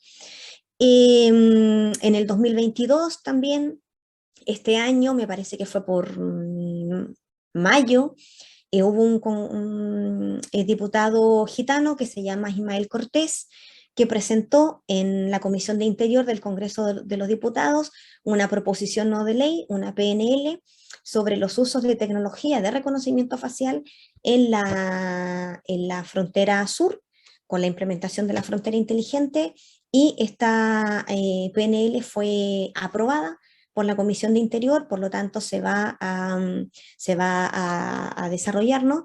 Y la idea es que a través de esta ley podamos tener un control sobre toda la tecnología de reconocimiento facial y de datos biométricos que se recojan en Frontera Sur. La idea es que esto no sea un espacio de no derecho para las personas a las que se le haya aplicado este algoritmo y que podamos contar con esa información. Y a finales del año 21 se dio a conocer que España va a contar con una agencia española de supervisión de inteligencia artificial, la AESIA, que va a depender de la Secretaría de Digitalización de Inteligencia Artificial, y la idea es que la AESIA funcione como una entidad supervisora, ¿no?, de los usos, los desarrollos y usos de inteligencia artificial a nivel del Estado español. Por eso fue que nos reunimos con Carmen Artigas, porque ella va a ser la encargada y va a estar al frente de esta agencia de supervisión algorítmica. Ahora lo que tenemos que ver en adelante es el rol que va a cumplir la AESIA a nivel de España, si va a estar en contacto directo con la ciudadanía, con los colectivos que estamos trabajando por el tema de los derechos digitales, qué rol va a jugar la AESIA cuando nosotras empecemos a denunciar vulneración de derechos en la frontera sur con la aplicación de la frontera inteligente, porque se van a violar derechos sí o sí, y nosotras lo vamos a denunciar, y ahí tendremos que ver qué rol va a jugar la AESIA. La AESIA actualmente está en etapa de implementación, se está todavía eligiendo una sede, se tienen que hacer las contrataciones del personal, tiene que todavía como echarse a andar, y por lo que nos dijo la secretaria de Estado, probablemente durante todo 2023 la AESIA va a estar terminando de configurarse recién, ¿no?, con su sede, sus trabajadores, trabajadoras, así que quizás hasta el 2024 no contemos con un organismo como tal, ¿no? Y nosotros lo que le pedimos a la AESIA es que vigile el desarrollo y la implementación de algoritmos, que los supervise, que se realicen auditorías externas de los algoritmos, sobre todo cuando sean algoritmos que se usen para regular derechos de personas. Le pedimos también que tenga una capacidad sancionadora, incluso le estamos pidiendo que pueda haber que se trabaje todo el ámbito de la, no sé, ¿no?, como de que se pueda a las personas indemnizar, o sea, de que si una persona se ha visto perjudicada por la aplicación de un algoritmo, por ejemplo, al intentar acceder a una entrevista de trabajo, porque también se están aplicando algoritmos para eso, o para acceder a una beca o una ayuda social, si esa persona puede demostrar que ha sido discriminada por ese algoritmo, que se le pueda indemnizar, que haya una capacidad restaurativa en ese sentido, y es lo que le estamos pidiendo a la AESIA, y tenemos que ver si eso finalmente se va o no a cumplir. Y bueno, eso por ahora he intentado hacer como un resumen como muy básico de lo que es la inteligencia artificial, porque decimos que no es neutral, que lo que es el sesgo algorítmico, ejemplos de sesgo algorítmico. He intentado dar también ejemplos de algoritmos que se utilizan en el Estado español, de algunos que se utilizan en otros lugares. Les he comentado lo de la frontera inteligente, y bueno, y he comentado también nuestra tesis, nuestra teoría de que la IA puede llegar a actuar como un mecanismo de racialización. Entonces ahora me gustaría saber si se quedaron con alguna duda, con alguna pregunta, alguna cosa que no les haya quedado del todo clara, o simplemente si quieren hacer alguna aportación al respecto. Gracias, Paula. Bueno, antes de darle paso al resto de compañeras, hay un tema que creo que también lo han tratado ustedes desde algo Race, y es el tema del censo racial. Porque tú hablabas que había una categoría étnico-racial, pero esta categoría étnico-racial tengo entendida que es una categoría social, no es una categoría administrativa, es decir, administrativamente por todo el tema de derechos no pueden hacer estas categorías. O sea, yo cuando entro, sí soy colombiana, imagino que esto también requiere, no, ya me ponen en una categoría, ¿no? Peligrosa, por ejemplo, pero no, étnicamente no estoy categorizada, o sea, o al menos aquí. Y esto es todo un debate ético porque de alguna manera sí nos serviría para desarrollar una serie de políticas, ¿no? Que, pues, que ayuden a combatir el racismo institucional, pero por otro lado también nos pone más vulnerables, ¿no? Y con esto también enlazo, en la primera sesión vino Angeli Marín y ella nos explicaba que precisamente en Estados Unidos el término raza, se trabajaba como categoría precisamente para identificar estos sesgos raciales, ¿no? A nivel administrativo. Entonces, bueno, me gustaría saber qué piensas sobre estas dos cosas. Sí, efectivamente lo que has dicho. Claro, la racialización es un proceso social, es la sociedad la que nos racializa, ¿no?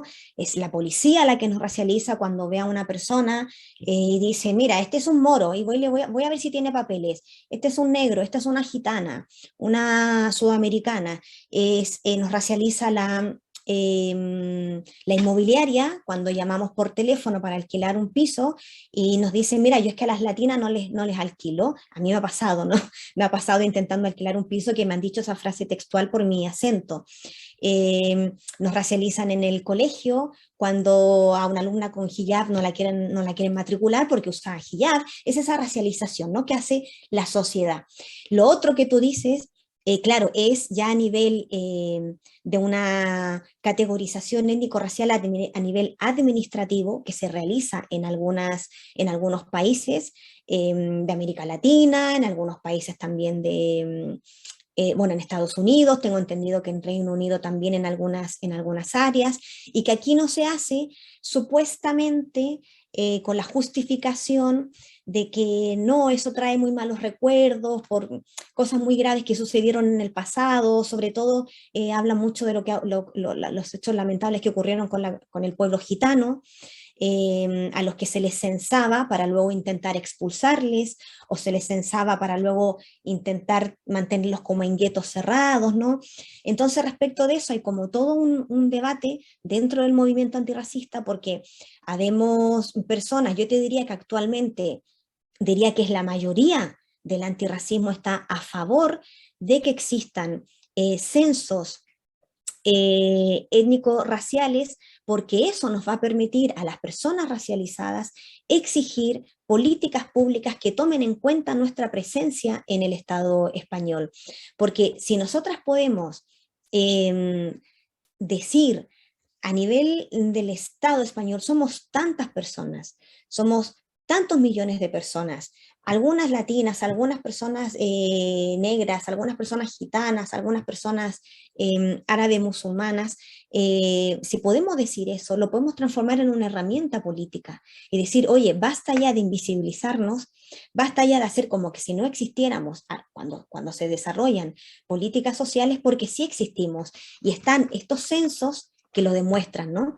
Entonces, claro, luego están las personas que dicen, no, pero es que eso es como muy peligroso, porque luego se pueden producir, no sé, como situaciones complicadas, de redadas. El tema es que esas redadas ya existen. Es decir, la sobrepresencia policial en barrios de personas racializadas ya existen, aunque no tengamos esos censos de por medio. El barrio de Lavapiés, que es un barrio donde yo vivo, que es un barrio con una fuerte presencia migrante y racializada, es un barrio sitiado por la policía, que cualquier persona que venga a este barrio va a ver que la policía está haciendo vigilancia en coches todo el día de lunes a domingo. Entonces, es que no va a producirse algo que ya no se produzca en la actualidad. Lo que vamos a obtener con esos censos es la posibilidad de demostrar que somos una fuerza social, que existimos, que estamos aquí y que estamos exigiendo derechos.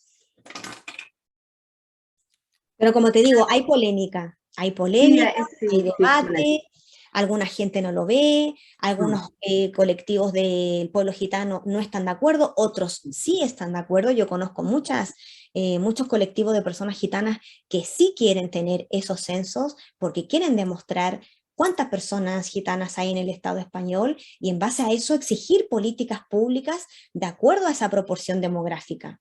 Porque si nosotros decimos, oye, mira, queremos planes de estudio de tal o cual, o planes de en el ámbito de la vivienda para tal, para cual, si no podemos apoyarnos en cifras, nos cuesta hacer esa exigencia, ¿no? esa demanda social.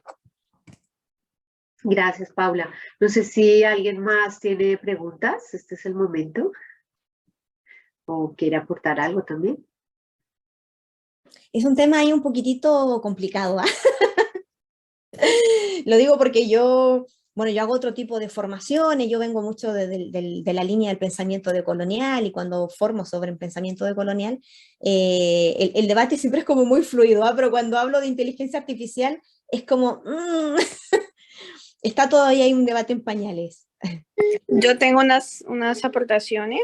Sí. Bueno, era como una aportación y también como una opinión. De lo que habías hablado, quería preguntar la aportación es que yo el tema de la inteligencia artificial, yo la veo muy inclinada a la moral, al desdoblamiento o como el sometimiento de la voluntad humana. Y bueno, habías hecho unos puntos sobre la clasificación racial. Eso lo veo también como una manipulación y una influencia hacia la identidad. Y el tema de la privacidad, pues nunca ha habido privacidad en sí. Desde que inició el Internet, pues nunca ha habido. Y segundo es, cuando entramos a una página siempre nos sale aceptar cookies, aceptar lo uno, aceptar lo otro. Puede parecer algo muy tonto, ¿no? Porque uno dice, a la final necesito entrar a esta página para acceder a alguna u otra información. Pero literalmente ellos conocen todo lo que nosotros hacemos, compramos, navegamos, o sea, ellos tienen todo ese big data. Entonces, no sé tú qué piensas en este tema. ¿Tendré alguna razón en esto cuando hablamos de entre comillas, la globalización o la manipulación social por medio de la comunicación? Porque hay gente que pues no lo puede ver como muy normal ciertos términos, pero al final tiene un contexto completamente diferente. Sí, o sea, me estoy de acuerdo con la mayoría de las cosas que dice. De hecho, tú comentabas, claro, para cualquier cosa en la vida necesitamos, o para la mayoría de las cosas en la vida, a veces necesitamos acceder a una página de internet, entrar aceptarle a las cookies, darle a un cuestionario, y es porque estamos como en una etapa desde hace muchísimo tiempo ya, como de tecnificación al límite. Es decir, ahora ya es casi imposible hacer un trámite acercándose a una ventanilla, hablando con una funcionaria. Cada vez más se está tecnificando todos estos tipos de servicios públicos. Nos encontramos con personas mayores, por ejemplo, que no tienen herramientas técnicas para conseguir una cita para lo que sea, ¿no? Y efectivamente es que lo que decía, es que es una deshumanización. Ya estamos a unos niveles en que creemos que las máquinas lo van a hacer mejor que nosotras. Se está edificando, es como decía la compañera, como toda una fantasía de tecnología neutra, aséptica, sin valores ni negativos ni positivos, que está en la neutralidad, en ese centro objetivo, ¿no? Pero que es todo muy, muy falso. O sea, todo esto es muy artificial, no corresponde con la realidad, y no solo ya lo que tiene que ver con todo lo que planteaba yo, ¿no? Con discriminaciones que se están derivando de usos sesgados de inteligencia artificial, sino con la imposibilidad para muchos grupos humanos, muchos grupos demográficos, de acceder siquiera a esa tecnología. Pensemos en personas que están en situación de calle. O sea, le voy a pedir yo a esa persona que se meta a una aplicación de su móvil, que responda a un cuestionario imposible o que siga unos pasos que a veces son imposibles de seguir para personas que sí trabajamos todos los días con ordenadores. Pensemos en personas mayores, pensemos en personas que son no nativas, y que se encuentran con unas páginas imposibles que para hacer cualquier trámite, cualquier solicitud en una administración pública, tienen que descargarse una aplicación, tienen que entrar a un cuestionario, seguir unos pasos que no te lo deja hacer si no tienes la firma digital, el DNI electrónico, el I no sé qué, la tarjeta electrónica sanitaria, qué tal. O sea, es que nos estamos volviendo un poco locos con este tema. Y yo insisto, nosotras, las personas que trabajamos por los derechos digitales, no es que seamos tecnófobas y odiemos la tecnología y nos parezca que es lo peor y que tenemos que volver a la época en que todos los registros se hacían a mano. Es que no tiene por qué ser eso, pero tampoco tiene que ser lo otro, ¿no? Podemos tener un punto medio, una sociedad donde todavía podamos hablar con personas, que hay cosas que se pueden hacer de forma más eficiente y más eficaz con tecnología, por supuesto. ¿Las vamos a hacer? Claro que sí. ¿Que hay cuestiones que no están sirviendo en nuestro día a día? También, eso hay que reconocerlo porque es así, pero que hay otras cuestiones que no se pueden dejar en manos de la tecnología. Tú no puedes decidir si una mujer consigue una orden de alejamiento de su maltratador por un algoritmo, porque igual el algoritmo está funcionando mal, igual te lo ha dicho una fundación que ha hecho una auditoría externa y tú sigues sin revisar ese algoritmo.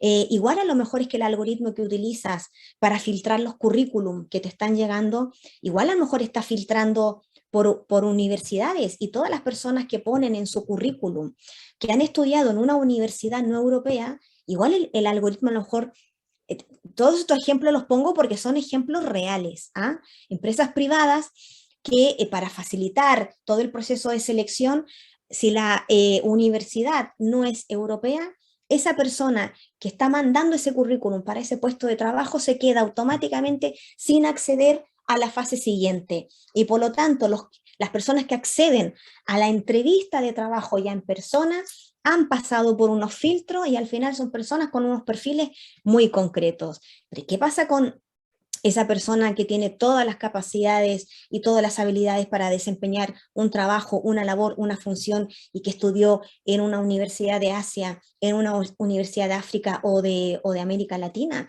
Entonces, por eso yo insisto tenemos que darle vueltas a esta situación. Ni pedimos que desaparezca la tecnología, pero tampoco pedimos que se utilice ya para todos los niveles, en todas las instancias, que cuando hay distintas organizaciones que están diciendo este algoritmo está fallando, se tiene que dejar de usar ese algoritmo. Cuando una fundación externa te dice hemos hecho una auditoría de este algoritmo y resulta que las propias mujeres a las que se le ha aplicado están diciendo que las preguntas eran difusas, que eran vagas, que no se daba importancia a la violencia física ni psicológica y por lo tanto no se sintieron protegidas. Si hay una organización que te está diciendo eso, revisa el algoritmo, revísalo, modifícalo, mejóralo.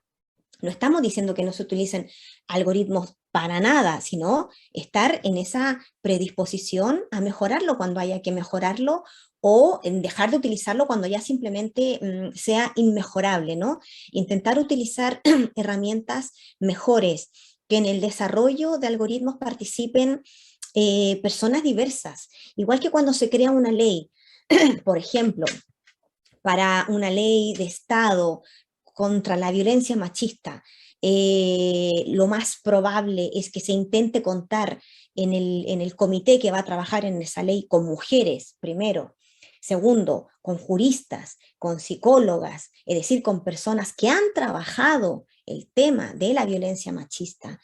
Igual se tiene que hacer cuando se desarrolle un algoritmo que va a evaluar a mujeres maltratadas. Es decir, no puede ese algoritmo ser creado por un hombre que no sabe lo que es no ha sufrido en sus carnes lo que es la violencia machista, que no ha trabajado con mujeres que han sufrido violencia machista, que no tiene formación en psicología, en derecho, sino que es un tipo random, científico o policía o matemático que se puso a ver, bueno, qué parámetros voy yo aquí a utilizar, cómo lo voy a medir, y listo, resulta que este algoritmo que he creado yo lo va a empezar a utilizar la policía y las comisarías, lo van a empezar a utilizar los jueces, las juezas, o sea, de verdad, o sea, esto es una locura, nadie admitiría que una ley que se aplica así a nivel nacional sobre violencia machista la redacte una persona, un hombre que tiene cero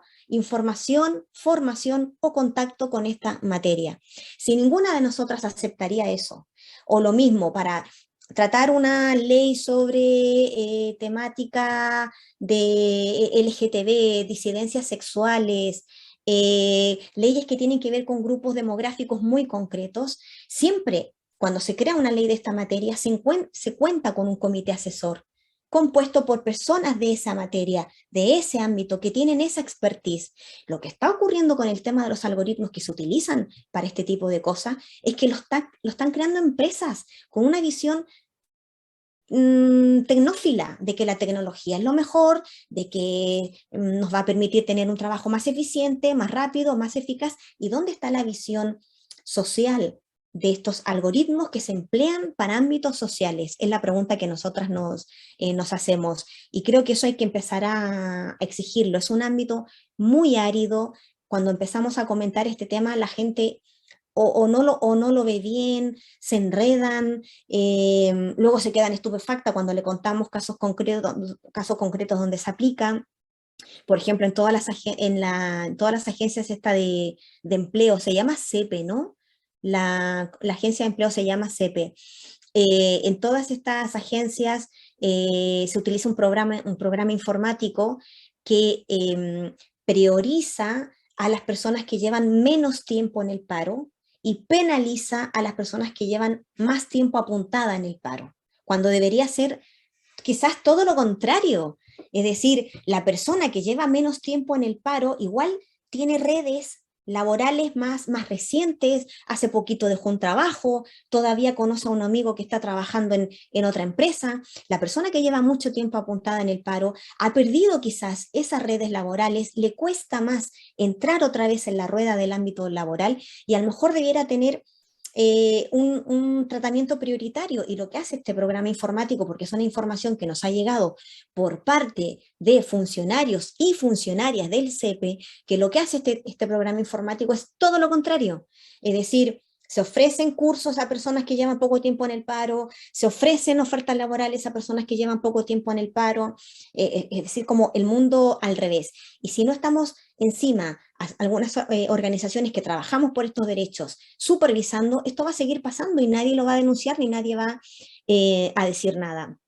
Entonces, son cositas que poquito a poquito estamos trabajando. La idea es, en adelante, llegar a contar con una especie como de repositorio, ¿no?, de todos los algoritmos, como una cartografía de todas las empresas que están utilizando algoritmos, las empresas y las administraciones públicas, y que todas las personas puedan saber.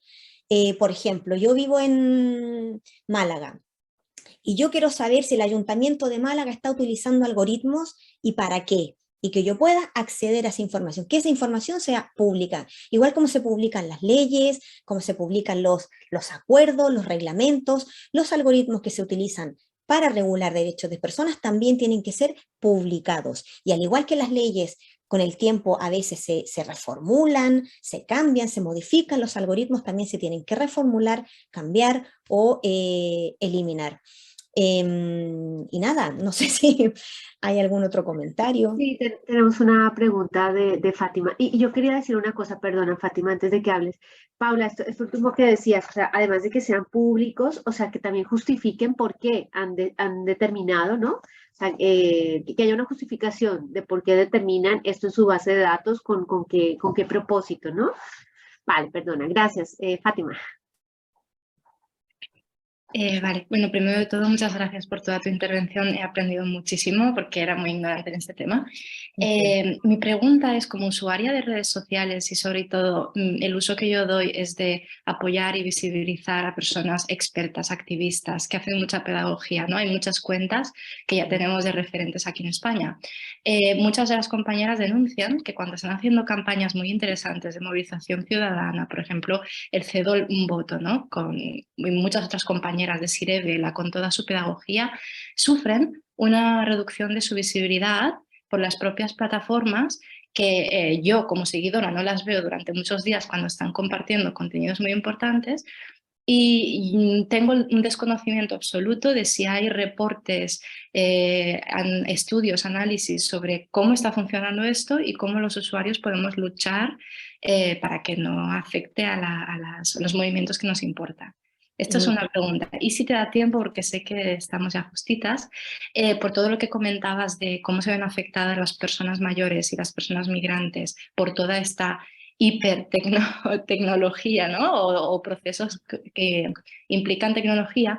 Yo me he criado en un pueblo de España que se llama Benicarló, que hay una población migrante enorme y población mayor también, y cada vez que paso por una entidad bancaria es un show, las filas que se generan en la calle, o sea, te estoy hablando de varios edificios de filas por personas que necesitan ir a pagar el alquiler, personas migrantes, personas mayores que necesitan utilizar el cajero y no saben y no se les ha formado, y la infantilización que llegan a sufrir, la humillación por parte del equipo de las entidades bancarias. Si hay algún tipo de movimiento que se está iniciando desde el punto de vista de derechos digitales y de derechos sociales para cambiar esto, porque yo me he hartado de hacer hojas de reclamación, pero bueno, también hay un tema de corrupción dentro de las entidades bancarias que llega donde llega, ¿no? Entonces, estas dos. Gracias. Sí, bueno, gracias por las preguntas, la verdad es que las dos súper interesantes. Mira, sobre el tema de las redes sociales, nosotros aquí en AlgoRace nos hemos centrado sobre todo, de momento, en lo que tiene que ver con aplicación de algoritmos para regular derechos. Estamos como en este momento todavía, porque todo este es un tema como muy, muy amplio. Surgimos recién en octubre del año pasado, llevamos prácticamente un año solo, entonces de momento estamos enfocados en eso, ¿no? Oye, mira, ¿cómo está perjudicando a mujeres? ¿Cómo está perjudicando a personas de clase obrera? ¿Cómo está perjudicando a personas racializadas? Sé que es verdad que queremos iniciar todo un proceso de análisis, abrir como un nuevo ámbito de estudio dentro de AlgoRace del tema de las redes sociales, porque eso es ya la locura. O sea, ahí en redes sociales hacen lo que quieren, cuando quieren, de pronto te pueden eliminar seguidores, porque ellos determinan que son seguidores que no están activos, silencian, ¿no? Por decirlo de alguna manera, determinadas campañas. También depende mucho de si esa campaña ha recibido denuncias. Imagínate una campaña para regularizar a personas migrantes, que de pronto se juntan un grupo de personas de derecha, nazis, votantes de Vox, y empiezan a denunciar esa campaña por lo que sea, y no sé qué. Claro, y si esa red social empieza a recibir como quejas, igual a lo mejor invisibiliza un poco la presencia de esa campaña, hace que te aparezca menos en el feed o en la campaña o en la página de inicio, pero como no hay a día de hoy una ley que obliga a las empresas a dar a conocer esta información, toda esta información son cosas de las que nos vamos enterando porque alguien te comenta, ¿no? Porque unas personas trabajadoras del CEPE te dicen, oye, queremos informarles que pasa esto y esto y esto. Porque alguien de Instagram te dice, oye, mira, que resulta que pasa esto y esto y esto, pero son informaciones más bien que se filtran. Lo que estamos intentando nosotras es que exista esa ley, ¿no? Ese marco regulatorio que nosotras vamos a pelear porque se apruebe aquí en España, que obliga a las empresas a darlo a conocer. Y si tú, por ejemplo, como persona que quiere denunciar este tema, dice, oye, quiero que Twitter me diga si está utilizando un algoritmo para campañas que denuncian el racismo. Y si ese algoritmo funciona para tal, y va a tener que estar obligada a entregarte esa información, porque va a ser lo mismo que cuando el Congreso aprueba una ley, que el Congreso está obligado a publicarla en el BOE. ¿no? El BOE registra todas las leyes que, pues aquí tendríamos como una especie de BOE, pero de algoritmos, el repositorio que le hablaba, ¿no? Esa cartografía de algoritmos.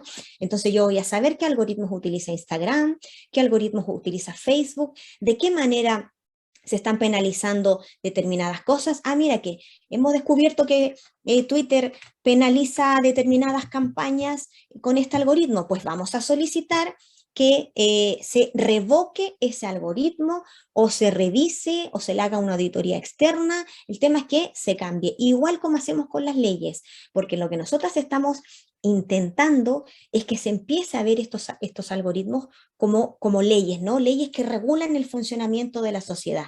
Y nosotras conocemos las leyes, sabemos quién la creó, quién la debatió, en qué comisión del Congreso se discutió, quiénes votaron a favor, quiénes votaron en contra, luego se publica en el BOE, las podemos leer y podemos intentar levantar iniciativas ciudadanas para que se revoquen. Queremos hacer lo mismo con los algoritmos. Entonces, nosotros tenemos información suelta de Twitter, sabemos que hay campañas que se ven como silenciadas, que pasan como a un segundo plano, no te aparecen en la página de inicio. Sabemos que también en Instagram se penaliza mucho, por ejemplo, la frecuencia con la que tú participas. Hay usuarias que están absolutamente invisibilizadas porque para que el algoritmo de Instagram te muestre, tienes que tener, creo, que 2 publicaciones y 10 historias, algo así, ¿eh? Nos hemos enterado de que si no tienes 10 historias diarias y 2 publicaciones diarias, empiezas a desaparecer de Instagram. O sea, a la gente no le apareces. No le y tú digo, ¿y por qué?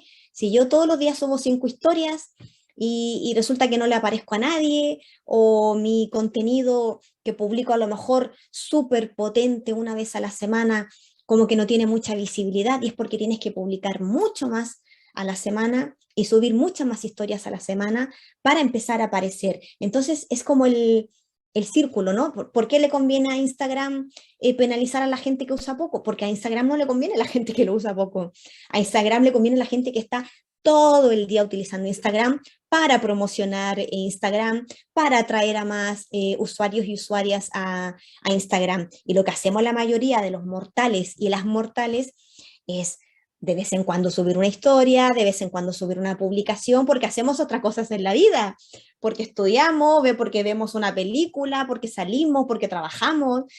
Pero claro, los algoritmos de las redes sociales suelen premiar a las personas que están constantemente subiendo cosas. Por eso a veces ustedes dicen, uy, pero ¿por qué esta persona está todo el día subiendo cosas? Porque a lo mejor ya sabe que el algoritmo de algún modo la va a premiar, ¿no? Incluso si esas cosas no tienen tanta interacción. Ahora, si tus publicaciones tienen interacción, el algoritmo te premia más todavía. Si tu publicación tiene 50 comentarios, te va a hacer que tu perfil le aparezca a mucha más gente que si tu publicación la comentan 2 personas. Y así, al final nos vamos metiendo como en una angustia. Y lo otro que me decías, claro, es que el tema de las personas mayores es muy, muy, muy complejo porque viven con mucha angustia esta situación. O sea, de hecho hay una campaña que inició un señor que se llamaba, no sé, Soy mayor, no tonto, algo así, Somos mayores, no tontos, que es una campaña en contra de esta tecnificación de la sociedad que inició un señor mayor, justamente por el tema de los bancos, de que no puede ser que no haya ahora ni siquiera una persona para retirar 10 euros, porque cuando tú llegas a la entidad bancaria te dicen que lo hagas por el cajero. Ah, pero usted quiere ingresar 50 euros a su cuenta, hágalo por el cajero, porque hay entidades que ya no utilizan cajeros, hay como unas personas que te asesoran y te ayudan a usar el cajero para que en el futuro tú solamente utilices el cajero. Y las personas mayores lo viven con mucha angustia, con mucha impotencia, se desesperan, tratan de conseguir que alguien les ayude. Personas solicitantes de asilo que no manejan el idioma lo viven con mucha angustia. Yo conozco personas que han explotado en ataques de llanto, mujeres solicitantes de asilo que no conocen el idioma, que tienen, a lo mejor no tienen muchas competencias de ofimática y se ven en una imposibilidad y están con hijos, con hijas y no pueden acceder a un determinado documento y les exige que la firma digital, que el DNI electrónico, y es muy, muy angustioso. Entonces, Paula, sí. perdona, mira, yo he puesto en el chat para todas, también desde diferentes entidades de vecinos, hay una campaña que se llama una banca digna. Esto es de una federación de Tarragona, pero desde la CONFAP, la Confederación de Asociaciones Vecinales, donde yo participo, también están como intentando protestar en este sentido, Fátima, para que lo sepas. Ah, mira. Yo simplemente, no sé si hay algo más que quieras explicar, Paula. No, solamente eso, y bueno, comentarles a todas que nosotras estamos, como les decía, desde Algo Reis, luchando porque se cree este marco regulatorio, que sea un marco regulatorio beneficioso para los movimientos sociales, que estamos súper pendientes de cualquier nuevo algoritmo que se cree, que se va a utilizar para regular un derecho, pendientes de qué se va a crear, cómo se va a utilizar, y que estamos en eso, que yo les invito a visitar nuestra página, es www.algoreis.org. Ahí subimos artículos que escribimos nosotras o artículos que se publican en otros medios con toda esta información, y que el 30 de noviembre presentamos a las 6 de la tarde este informe sobre introducción a la inteligencia artificial y la discriminación algorítmica para movimientos sociales en el CCB de Barcelona. De acuerdo, eso era lo otro que te quería preguntar. Esto es un acto presencial, ¿verdad? Es un acto presencial, abierto, sí, nos va a acompañar Miriam Hatibi, que es una compañera que formaba parte de Algo Reis y que es activista antirracista que vive en Barcelona. Nos va a acompañar otra compañera, bueno, en este momento no recuerdo su nombre, pero estamos allá, estamos en eso, peleándolo, nos estamos juntando con diputados, estamos haciendo reuniones con todos los grupos parlamentarios, bueno, excepto Vox y PP, con todos los demás, estamos juntándonos con la Secretaría de Estado, estamos reuniéndonos con colectivos y asociaciones antirracistas, mantenemos reuniones con ellas porque también queremos trasladar hacia las instituciones lo que surge desde las asociaciones, y nada, eso, que cualquier cosa estamos a disposición para informar sobre lo que sea, y que espero que con esta charla, digamos, haya podido yo dar algunas pinceladas sobre esta materia que es muy amplia y que bueno, que se puede seguir ahondando en el futuro.